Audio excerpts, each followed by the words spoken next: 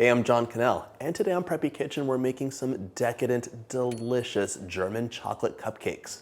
So let's get started. First off, set your oven to 350 so it's nice and hot. Line your cupcake tin with papers, and now we'll be sifting the dry ingredients into a bowl. Starting with 1.5 cups or 180 grams of all-purpose flour. Too much. We use a scale so we don't have this problem. Flour is not delicious. Nobody is sneaking a bite of flour.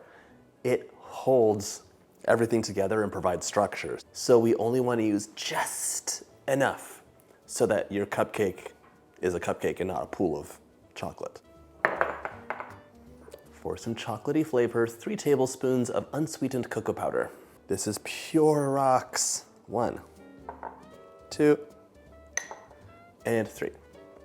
That's 18 grams, by the way. To puff things up, 2 teaspoons of baking powder. 1 and 2.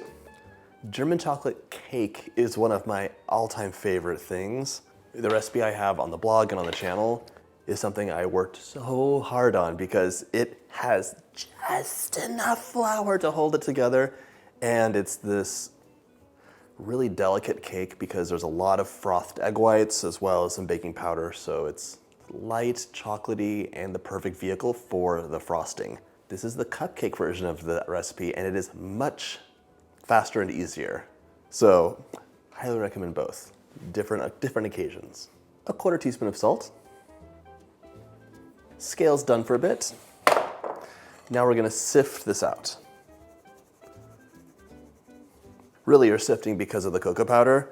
Look at this, this is nonsense. Just push all those rocks through.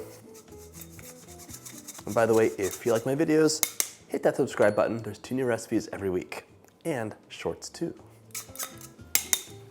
It's so sad, I have occasional comments like, oh my gosh, I haven't seen one of your videos in years. I'm like, you've been missing out. Okay, grab a whisk and give this a good mix.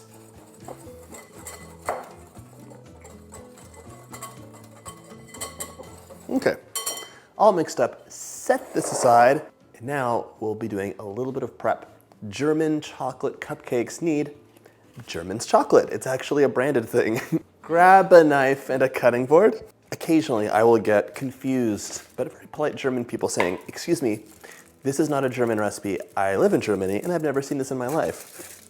What are you on about? And the thing is that this is not a German recipe.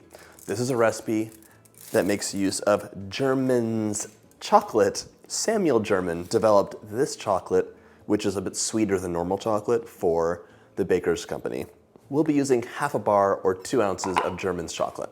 Honestly, if you can't get a hold of this though, I think semi-sweet chocolate would do just fine. Don't tell the ghost of Samuel German I said that. All right, give this a nice chop. We'll be melting this in some hot coffee, and we just don't want any giant chunks that won't melt. So this chocolate's from the 1800s. Fast forward to the 1950s, in Texas, Miss George Clay submitted the recipe for German's chocolate cake, which used this chocolate to make a delicious chocolate cake with a coconut pecan gooey icing. And these people are making out like bandits because that cake is so popular and it specifically calls out this chocolate. Very lucky. I hope she got paid for that, but I don't think she did. Okay, pop this into a small bowl.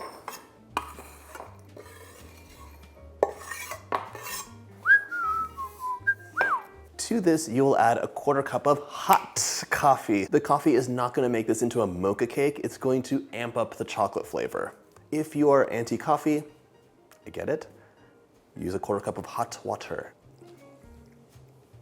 Let this sit for a few minutes and then we will whisk it and it should be nice and melty. If not, we can pop it back into the microwave 30 seconds at 1/2 power. Set this aside, clear some things away, and grab your stand mixer or a big bowl if you're using a hand mixer. Into my stand mixer fitted with a paddle attachment, I'm adding 6 tablespoons or 84 grams of unsalted room temperature butter. Pop your paddle on and we're gonna beat this until it's just nice and creamy. While that mixes up, Let's give our chocolate a swirl. Okay, nice and melty.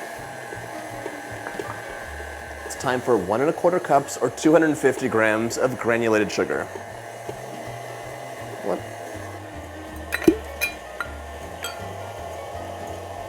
There we go.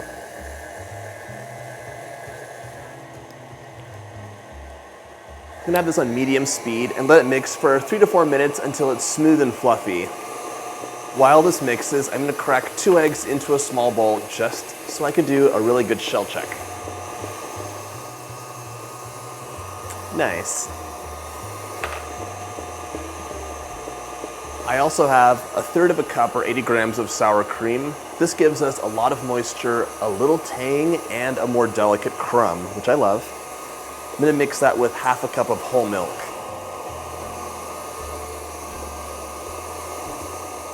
Mix that together until it's nice and combined. You can whisk it if you'd like. This will be alternating with our flour mixture into the butter towards the end of the recipe. But everything is set and ready to go.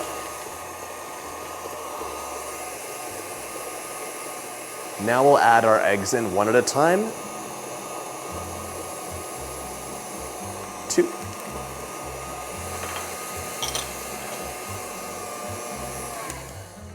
Definitely time for a scrape down. You can mix your little heart out when you have the wet ingredients in the bowl. Once the dry ingredients go in, it's basically over. Just stirring until it's combined. So, really make sure your consistency is right before you add the flour. A teaspoon of vanilla for some flavor. Now we can add our chocolate coffee mixture, which is cooled enough that it's not going to disturb the butter. It's slightly warm at this point.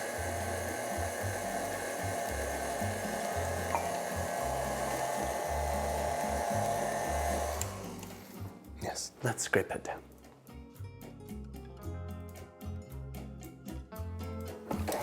Mix this on medium until it's fully combined. Now I'm gonna reduce my speed to the lowest setting and add the flour in 3 additions, alternating with my milk mixture. So 1/2 of the milk and sour cream, another 1/3 of the flour, the rest of the milk, and the last bit of the flour.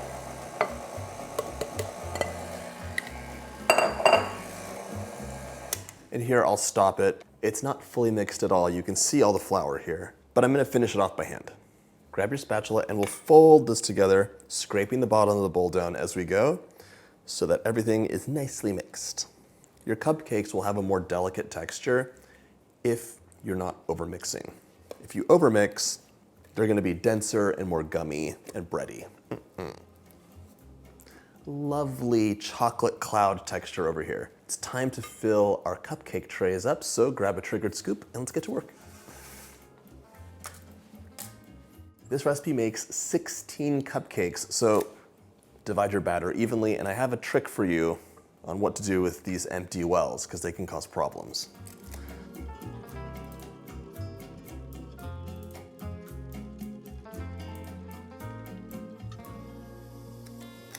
All my cupcakes are filled, but I still have a little bit of batter left. I'm going to just try and even things out because some got a bit less than they should. Our cupcakes are ready to go into the oven, 350 for about 18 minutes or until a toothpick comes out clean. They'll bake up with a flat top so they can get loaded with all of the delicious frosting. You'll probably have some empty cupcake wells. Fill them up halfway with water, and this way, everything will bake evenly. If you don't, these get too hot. Making the frosting is quite easy. The only thing is you have to let it cool down. That's the hardest part. Into a medium saucepan, I'm adding 1 cup plus 2 tablespoons of light brown sugar, packed. That's 250 grams. Lovely. 1 12-ounce can of evaporated milk. If you haven't had German chocolate frosting, oh my gosh, it's so good. It really tastes like a gooey caramel with tons of sweetened shredded coconut and lots of pecan. So it's crunchy, it has this substantial bit from the coconut and like gooey and melt in your mouth all at the same time. 3 egg yolks will help hold this together. I would describe it as like a cross between like a caramel and a custard. So 1 yolk, 2, and 3. You'll also want 3/4 of a cup of unsalted butter. That's 170 grams. And I will tell you, this is easier if it's not ice cold. So room temperature would be great. And that's 1.5 sticks if you're measuring it like a normal person would. For some balance, I want 1/4 teaspoon of salt. Before this goes onto the stovetop, you'll want 1.5 cups of chopped toasted pecans. Toasting pecans brings out the flavor, makes them even more like crunchy, and it's so easy. Give your pecans a chop, put them on a baking tray, and then pop them into the oven at 350. Stir every 4 minutes or so, and once they're fragrant, maybe in 8 minutes or less, they'll be ready to go. Just don't burn them. Now, onto medium heat we go. And grab a whisk while you're at it. You will be whisking constantly over medium heat for about 5 minutes or until this starts to bubble and thicken. So the main thing is stir quickly as soon as this goes onto heat so the yolks don't cook in a weird way. And then we want to get all the butter melted and it will be nice and bubbly. Here you can see the butter's all melted and we'll just be on stirring patrol until this heats up, starts to bubble and thicken. Make sure that you're getting the corner of the pot too, otherwise things can scorch. That's why I like to use a narrow whisk. It's been about 5 minutes and you can see it's starting to bubble and thicken, so I'm gonna stir it for a few seconds and then take it off heat.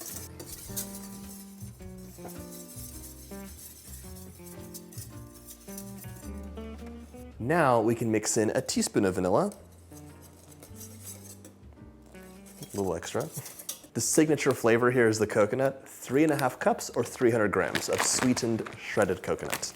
My mom used to love to make German chocolate cake for us, and my brother and I used to love to sneak big handfuls of this, so there was not enough when she wanted to make the cake.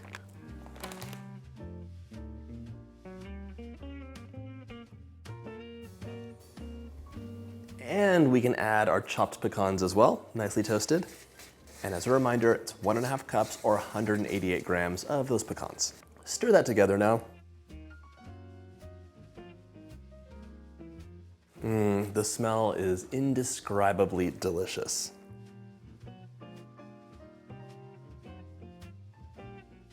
This is delicious, however, it is molten hot right now. So transfer this to a bowl so we can pop this into the fridge and chill faster. This needs to cool down until it is nice and spreadable, so it'll take about 30 to 60 minutes. I would pop it into the fridge and just stir every once in a while because the outside will cool faster. We'll be right back. Once your frosting's cooled, we can make the ganache. It is so easy. And by the way, it's optional. You don't have to have a ganache here. It just adds some richness and it's really pretty drizzled on top. Into a small pot, I'm adding 1/2 cup of heavy cream. You could also microwave it if that's more convenient.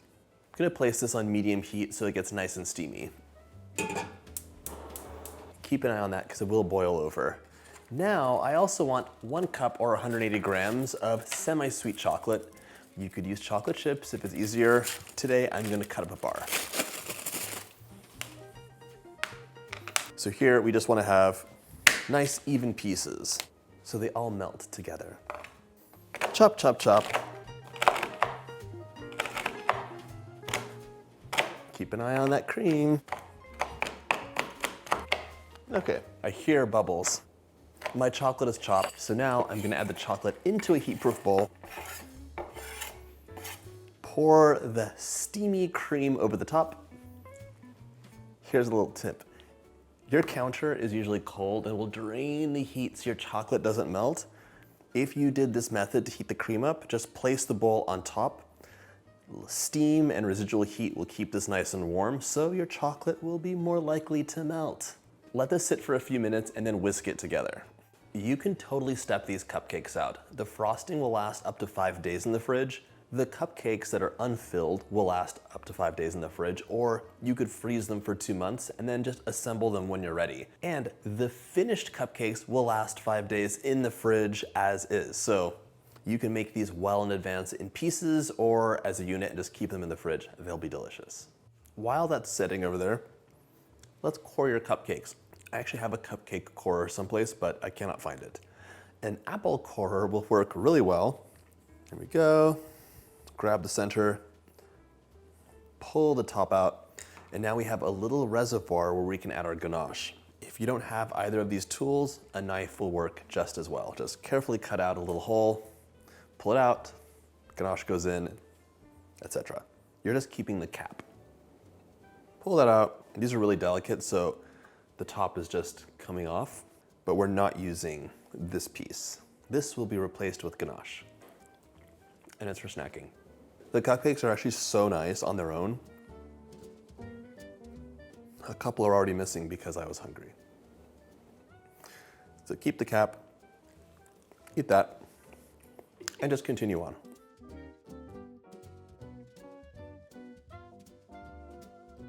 If you don't want to make the ganache, you could also just core these cupcakes and then add more of the German chocolate filling in here. These are all ready, so let's give our ganache a stir. Give it a whisk.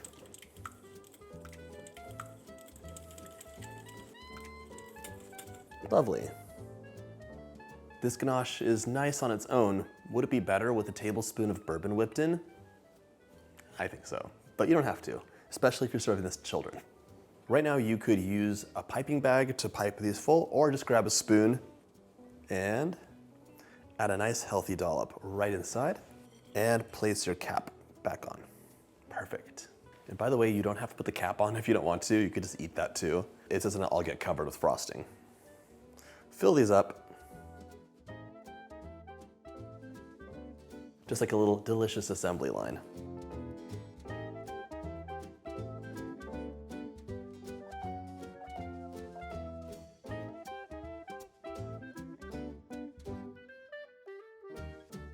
It's time to grab a nice triggered scoop if you have one, or just spoon this on. Scoop your frosting and then plop it right onto your cupcake. Your assembly line goes back into action. Just keep scooping. And if the top is a little bit messy, we can smooth it out, don't worry.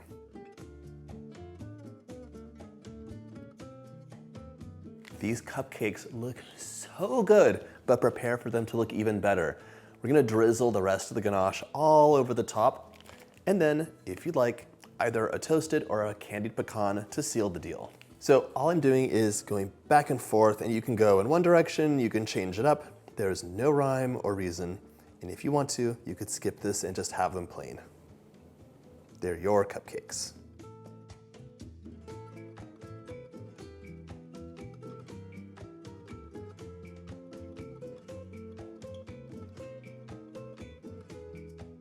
Pecans go on. And just like that, they're ready to enjoy. Now the only challenge is taking a bite. Ooh. These are huge.